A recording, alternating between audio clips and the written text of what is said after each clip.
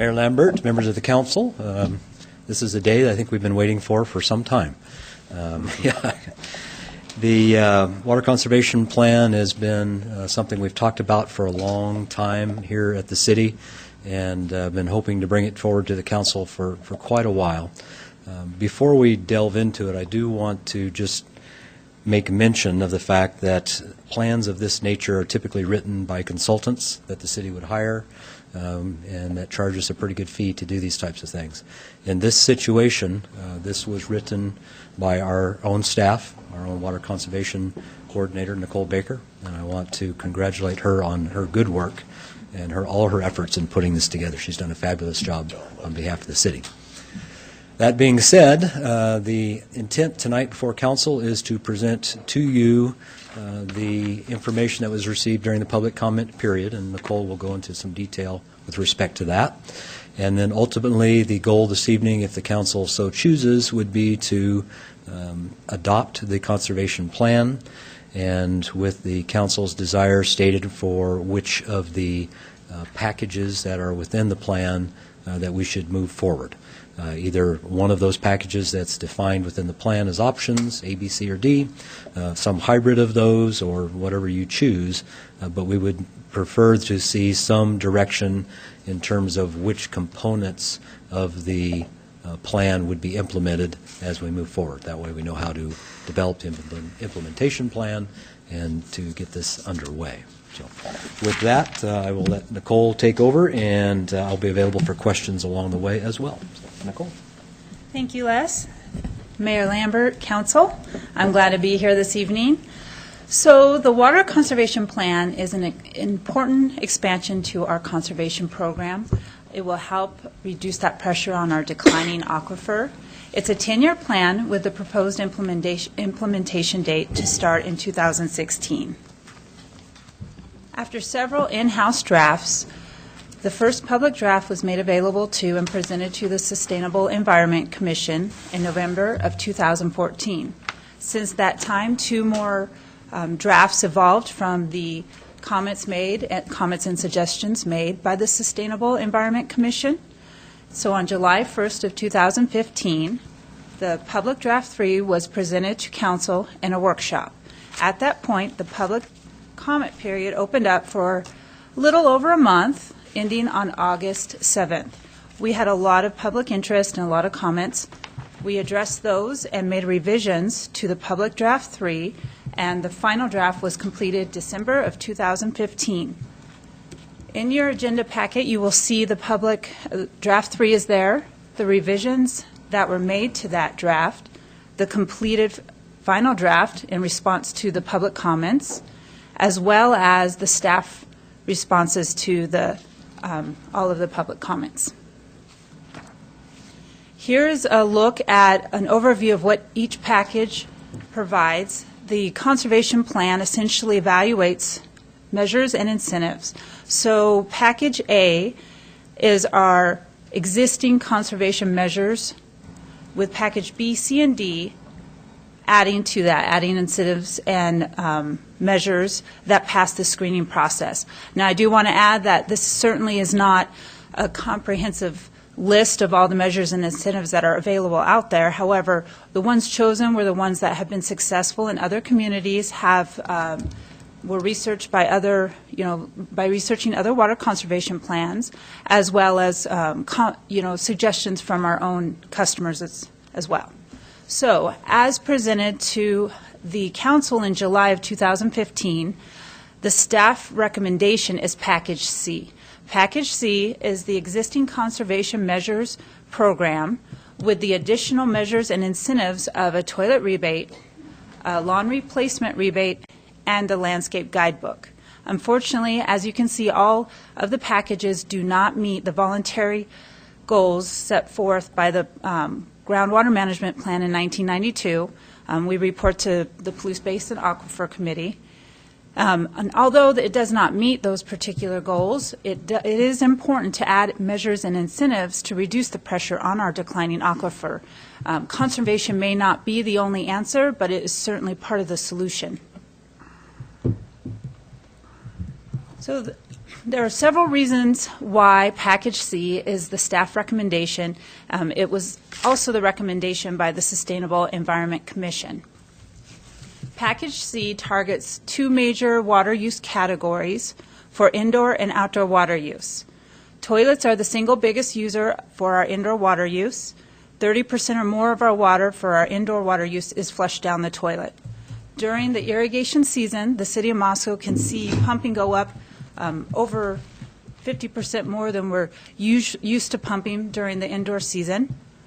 So with that in mind, the landscape replacement or the lawn replacement program could certainly curb some of that outdoor water use during the irrigation season.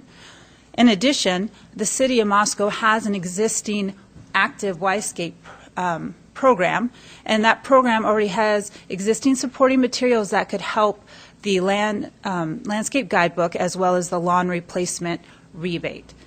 With the current staff available, the budget and resources, Package C also allows for a successful implementation.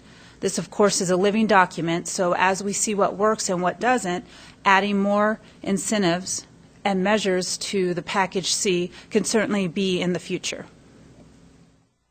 So with that brief overview of the conservation plan, I am asking the council to consider the staff recommended Package C of the water conservation plan, or to otherwise, let me know what you like. And if you have any questions. Don?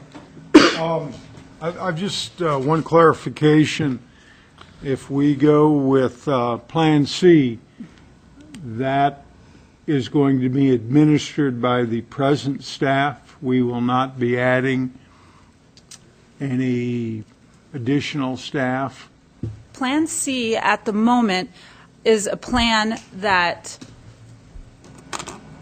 implementation is more possible with the current staff. As far as the program can certainly take off and be very successful, and I might find that there might be amendments to those needs. But as you're starting, as we get out of the block, we have got enough staff to deal with the situation as it exists. Les? I was waiting for that look. If you get some help. Well, If I may. Nicole's hesitating here a little bit because she doesn't know yet exactly what the implementation is going to look like and just how rapidly we'll roll out all the components, or, for that matter, what the response will be. One of the key items within this Package C is the toilet rebate program. There are instances out there where they are wildly successful and they overrun the ability of a program to keep up with them or to pay for them. Now, we don't expect necessarily that type of response here in the community. We expect a good response, but how well we can handle that load will really just depend on how many people come knocking on our door once we implement to say, hey, let's get this done and get it done right now. So that's I think where some of her hesitation lies. The staff assessment is that Package C is something that we can implement with our current staff, barring any unforeseen large demands on the system that perhaps stretches too thin. So we would essentially hope that it is so successful that we do need to figure out some other way to implement the plan. Right. And if that is the case, obviously we'd look at our other internal resources beyond Nicole and what help she currently has to see if, perhaps for some interim periods, there could be some additional assistance to, help get the program launched and get through that high peak demand if that occurs. Dan? Yeah, not only with the, you're talking about the scheduling of option C, if it's, this insane demand, which I do, I foresee maybe it might get a big kick at the beginning, and that's probably going to be something we're going to have to deal with. But also, nothing that we say tonight would preclude us from adopting all or parts of option D in the, further a little bit down the road. I mean, it could be a couple years down the road. It could be 6 months, depending on how successful things go. Correct. It's written that amendments would be a wise choice as we know what's working if we want to add to that. So certainly expansion into the future is quite possible, yes. Yeah, that was my whole thing with, supporting what you guys are suggesting rather than, I'm not so much the dollars as the time, and our physical plant, being able to take care of, the demand for it. So hopefully we'll be able to implement those in the future to help with the additional water savings down the road. Walter? Thank you, Mr. Mayor. In the table on page 6 of the plan, it shows that the current package A is costing us $11,884 in annual cost. This is not, and again, staff can correct me if I misstated, an all-inclusive cost. It is the hard cost of what we're currently doing. The nozzles on hoses, the shower heads, the printing of books and stuff for people, some of Nicole's time, I guess, and maybe, and some other stuff. Package B goes up to a higher number of almost $59,000. Package C goes to $69,000, and D jumps all the way to $110,000. However, it costs us money to produce water. So every gallon that we don't have to produce to go through a shower head or through a toilet is money that we're saving. I have been talking to Les, and David Hall, who's here, has put together some numbers. He's been looking at this certainly independently of me,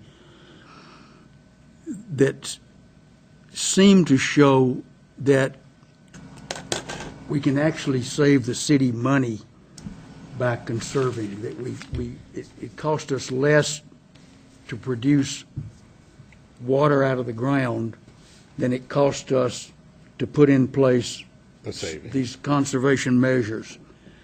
Those numbers haven't been fully developed. There's a lot more detail, a lot more thought that needs to go into, is this really how you crunch the numbers to figure this out?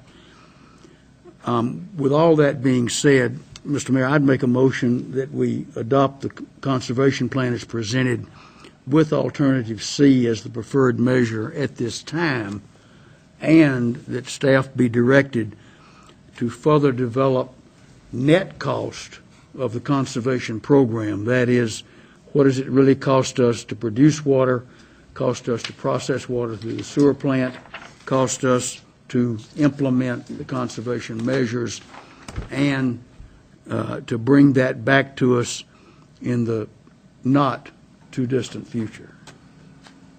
I'd second that.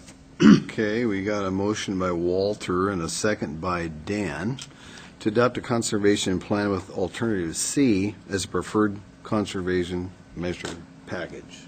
Does that sound good?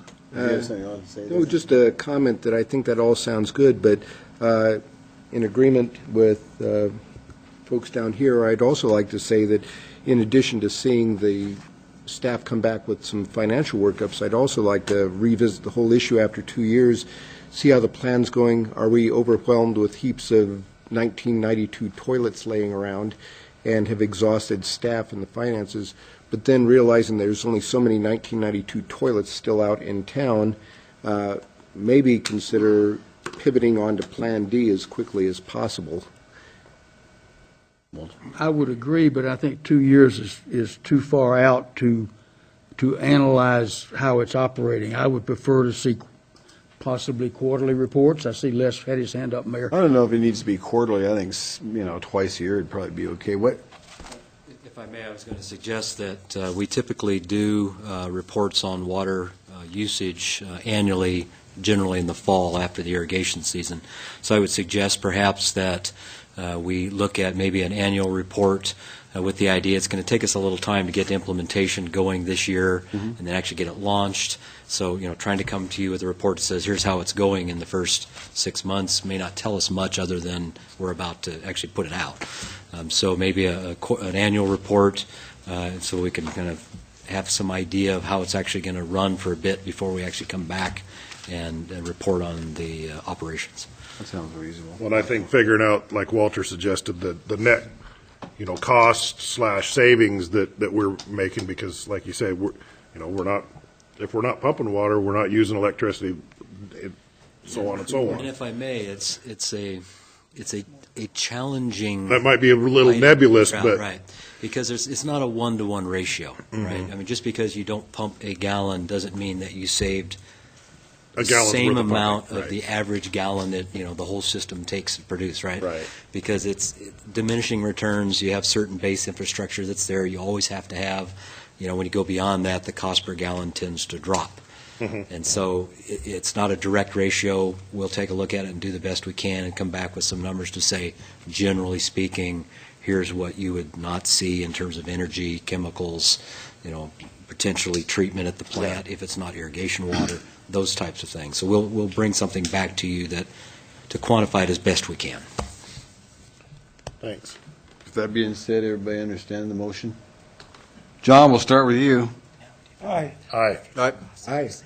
And I, Okay, thank you very much. A nice report, good job. Well done, Nicole Nicole. and Les. Thank you very much. Terrific job. if I may, Mayor, I would like to congratulate Nicole on the way she handled the comments that were received on the plan. I thought that her responses as written up in here were just really good, and it's been a long, hard road to plow. Well, Walter, for a side note, I read through this plan again over the weekend, and my house is 40 years old, and I replaced all the toilets after 2000, so I'm up to snuff on my water efficiency No in my rebates house. for the mayor. No rebates from the mayor. Thank you, Nicole.